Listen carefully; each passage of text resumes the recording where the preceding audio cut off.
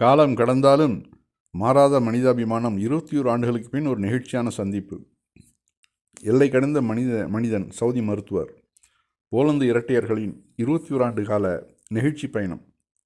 Saudi அரேபியாவின் முன்னாள் சுகாதார அமைச்சரும் உலக புகழ்பெற்ற அறுவை சிகிச்சை நிபுணருமான டாக்டர் அப்துல்லா அல் ரபியா தலைமையிலான மருத்துவ குழுவினர் செய்த இந்த சாதனை இன்றும் மனிதாபிமானத்தின் அடையாளமாக போற்றப்படுகிறது. பின்னணி தகவல்கள். அறுவை சிகிச்சை நடந்த ஆண்டு 2005 ஜனவரி 3. இடம் ரியாத்தில் உள்ள கிங் அப்துல் அஜீஸ் மருத்துவ நகரம். அறுவை சிகிச்சையின் நீளம் சுமார் 18 மணி நேரம் நீடித்த சிக்கலான அறுவை சிகிச்சை இது. பொருளாதார உதவி அப்போதைய சவுதி அரசர் அப்துல்லா பின் அப்துல் அஜீஸ் இந்த இரட்டையர்களின் அறுவை சிகிச்சைக்கான முழு செலவையும் ஏற்றுக்கொண்டார். முக்கிய நிகழ்வுகள். சிக்கலான நிலை. ஓல்காவும் டாரியாவும் முதுகெலும்பின் கீழ்ப்பகுதியில் இணைந்திருந்தனர். இது மருத்துவ ரீதியாக மிகவும் சவாலான ஒன்றாக கருதப்பட்டது. வெற்றிகரமான பிரிப்பு. 60க்கும் மேற்பட்ட மருத்துவர்கள் மற்றும் செவிலியர்கள் அடங்கிய குழு இந்த சாதனையை நிகழ்த்தியது. அறுவை சிகிச்சைக்கு பிறகு அவர்கள் இருவரும் தனித்தனியாக நடக்கும் திறனை பெற்றனர். 21 ஆண்டுகளுக்கு பிறகு சந்திப்பு. 2024 சமீபத்தில் போலந்தில் நடந்த ஒரு நிகழ்வில் வளர்ந்து இளம்பெண்களாக இருக்கும் ஓல்கா மற்றும் டாரியாவை டாக்டர் அல் ரபியா மீண்டும் சந்தித்தார். இது ஒரு உணர்ச்சிகரமான தருணமாக அமைந்தது. ஏன் இது முக்கியத்துவம் பெறுகிறது? மனிதாபிமானம், நாடு, இனம், மதம் கடந்து ஒரு உயிரை காக்க சவுதி அரேபியா காட்டிய அக்கறை சர்வதேச அளவில் பாராட்டப்பட்டது. சவுதியின் மருத்துவ முன்னேற்றம் இந்த அறுவை சிகிச்சை ஒட்டி பிறந்த இரட்டையர்களை பிரிப்பதில் சவுதி அரேபியாவை உலகின் முன்னணி மையங்களில் ஒன்றாக மாற்றியது. நீடித்த உறவு. அறுவை சிகிச்சை முடிந்ததோடு கடமை முடிந்தது என்று நினைக்காமல் 21 ஆண்டுகள் கழித்தும் அந்த தொடர்பை பேணுவது டாக்டர் அல் ரபியாவின் பெருந்தன்மையை காட்டுகிறது. நாங்கள் அவர்களை பிரித்தபோது அவர்கள் குழந்தைகள்.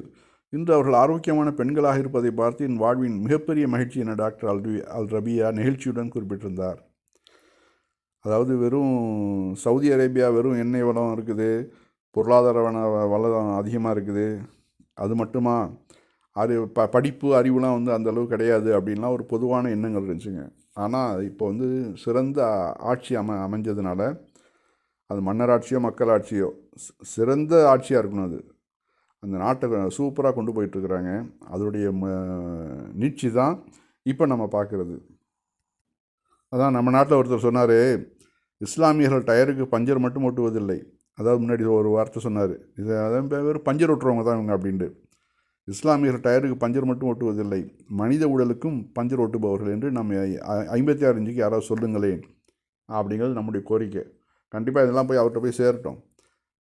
நீ நாட்டை படுகொலியில் தள்ளிட்டு இருக்கிற சவுதி எப்படி முன்னேறி இருக்குன்னு பார். ஆரிய மாயை. அறிஞர் அண்ணா அவர்கள் எழுதிய இந்த புத்தகத்தை இந்த பதிவில் நம்ம பார்ப்போம். இது ரொம்ப அவசியமான பதிவு கூட. திராவிட இயக்க வரலாற்றில் ஒரு மிக முக்கியமான மைல்கல் என்றால் அது அறிஞர் அண்ணா அவர்கள் எழுதிய ஆரிய மாயை என்னும் நூலை சொல்லலாம். அண்ணா பல்வேறு காலங்களில் எழுதிய கட்டுரைகளில் தொகுப்பாகவும் இன எழுச்சிக்காக பாடுபடும் அறிஞர்களின் ஆராய்ச்சி உரைகளின் திரட்டாகவும் உள்ளது இந்நூல். தமிழினத்தின் விழிப்புணர்வுக்காகவும் மூட நம்பிக்கைகளை தகர்ப்பதற்காகவும் அண்ணா உருவாக்கிய ஒரு அறிவுசார் கருவியாக இந்த நூலை நாம் கருதலாம். ஆரிய மற்றும் திராவிட நாகரிகங்களுக்கு இடையிலான அடிப்படை வேறுபாடுகளை வரலாற்று ரீதியாக இந்நூலில் விளக்குகிறார் பேரறிஞர் அண்ணா. ஆரியர்களின் வருகைக்கு முன்பு இந்தியாவில் நிலவிய பண்பாடு, வர்ணபேதமற்ற சமூக நிலை மற்றும் திராவிடர்களின் வீரமிக்க வாழ்க்கை முறை குறித்து பல்வேறு ஆதாரங்களை அவர் இதில் முன்வைக்கிறார். ஆரிய மாயையில் சிக்கி தமிழர்கள் தங்கள் சுய அடையாளத்தையும் பண்பாட்டையும் எவ்வாறு இழந்தனர் என்பதையும் ஆபே டு யுவா போன்ற வெளிநாட்டு அறிஞர்களின் குறிப்புகள் மூலம் மிக தெளிவாக அண்ணா விவரித்துள்ளார். சாத்திரங்கள் மற்றும் புராணங்களின் வாயிலாக பரப்பப்பட்ட கருத்துக்கள் எவ்வாறு திராவிட சமூகத்தை சிதைத்தன என்பதை இந்நூல் அழகாக அலசுகிறது. இறுதியாக இந்த நூல் தமிழர்களிடையே சுயமரியாதை மற்றும் பகுத்தறிவு சிந்தனைகளை வளர்க்க தூண்டுவதோடு பிறருக்கு விஷய விளக்கமாற்றவும் சந்தேகங்களை போக்கவும் இந்த நூல் பெரிதும் பயன்படும் என்று அண்ணாவே தனது முன்னுரையில் குறிப்பிட்டுள்ளார். திராவிட நாகரிகம் என்பது அன்பையும் அறத்தையும் வீரத்தையும் அடிப்படையாக கொண்டது என்பதனை பறைசாற்றும் அண்ணா தமிழர்கள் மீண்டும் தங்கள் தனித்தன்மையை பெற்று தலை நிமிர வேண்டும் என அறைகோல் விடுக்கிறார். வரலாற்று உண்மைகளை அறிய விரும்பும் ஒவ்வொரு தமிழரும் வாசிக்க வேண்டிய ஒரு அரிய பொக்கிஷம் இந்த ஆரிய மாயை. ஆசிரியர் பேராசிரியர் அண்ணா, விலை 90. இது நம்ம வரலாறு, தமிழ்நாட்டுடைய வரலாறு என்ன, அது ஒவ்வொரு தமிழனும் தெரிஞ்சுக்க வேண்டிய அவசியங்க. ஏன்னா நாம் எப்படி மற்றவர்களால் அடிமைப்படுத்தப்பட்டோம், நாமெல்லாம் எப்படி வாழ்ந்தோம், 3000 4000 வருஷத்துக்கு முன்னாடிலாம் எப்படி தமிழர்கள் இருந்தாங்க, எவ்வளோ நாகரிகத்தோடு இருந்தாங்க.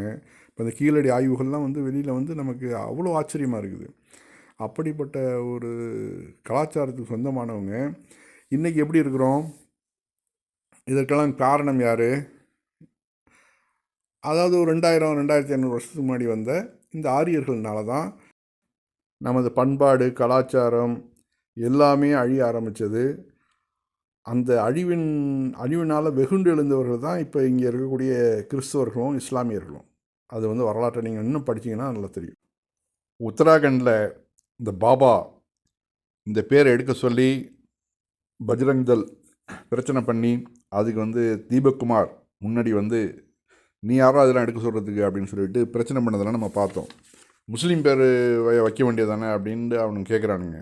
ஆனால் பாபான்னு மேலே எழுதி அதுக்கு கீழே சுஹைப் அகமதுன்னு அவருடைய பையனுடைய பேரை எழுதியிருக்கிறாரு. அங்கே ரெண்டாவது ஒரு தாடி தொப்பி வச்சுக்கிட்டுருக்கிறாரு. அப்போ யாருமே இது முஸ்லீம் பேர்னு தான் சொல்லுவாங்க. அந்த தீபக்குமார் சொல்கிறத கேளுங்க.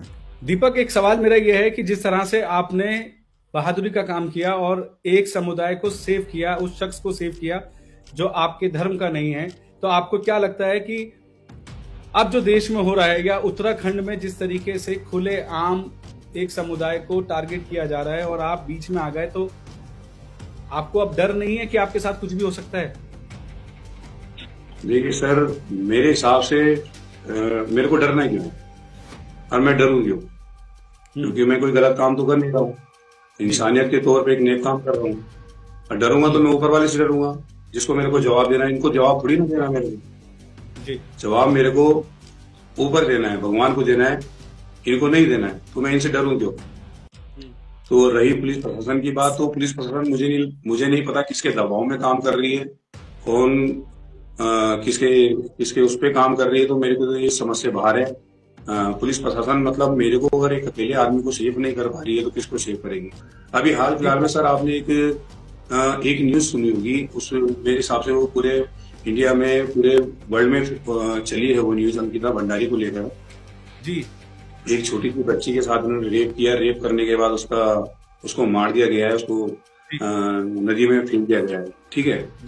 जब उसके साथ ये कांड हुआ तब मेरी समझ में नहीं आ रहा है ये लोग कहाँ थे जो आज ये इतना बजरंग दल के लोग इकट्ठा होकर 100 150 200 लोग इकट्ठा होकर कोर्ट द्वार में बवाल मचा रहे हैं। उस टाइम पर ये लोग मेरे को दिखाई क्यों नहीं दिए? அழகாக சொல்கிறார். நான் யாருக்கும் பயப்படணும்னு அவசியம் இல்லை, நான் நேர்மையாக நடக்கக்கூடியவன், நான் பஜ்ரங் தள் வாலிக்கு நாங்கள் பதில் சொல்லணும்னு அவசியம் இல்லை, நான் மேலே உள்ள உப்பர்வாலா, என்னோடய இறைவனுக்கு நான் பதில் சொல்ல வேண்டியவன், அப்படிப்பட்டவனுக்கு இவனெல்லாம் பார்த்து நான் பயப்படணும்னு அவசியம் இல்லை அப்படின்னு சொல்லிட்டு உண்மையிலே ஒரு ஆண்மையான ஒரு பையன். ரெண்டாவது சொல்கிறாரு, இந்த பண்டாரின்னு ஒரு பிஜேபி ஆள் ஒரு பெண்ணை ரேப் பண்ணி நதியில் பேக்கினாங்களே, அப்போ இந்த பஜ்ரங் தள்லாம் எங்கே போனாங்க, ஏன் அவர்கள் இந்த வார்த்தையை கேட்கல? அப்போல்லாம் போய் இப்போ போராட்டம் பண்ண வேண்டியதானே, ஒரு ஹிந்து பெண்ணு தானே இறந்து போனது. இது தேவையில்லாத பிரச்சனைகளை உண்டு பண்ணி இந்த சமூகத்தில் கெடுக்க பார்க்குறாங்க, சமூகத்துடைய நல்லிணக்கத்தை கெடுக்க பார்க்குறாங்க அப்படிங்கிறாரு. உண்மையிலே சிறந்த மனிதன்.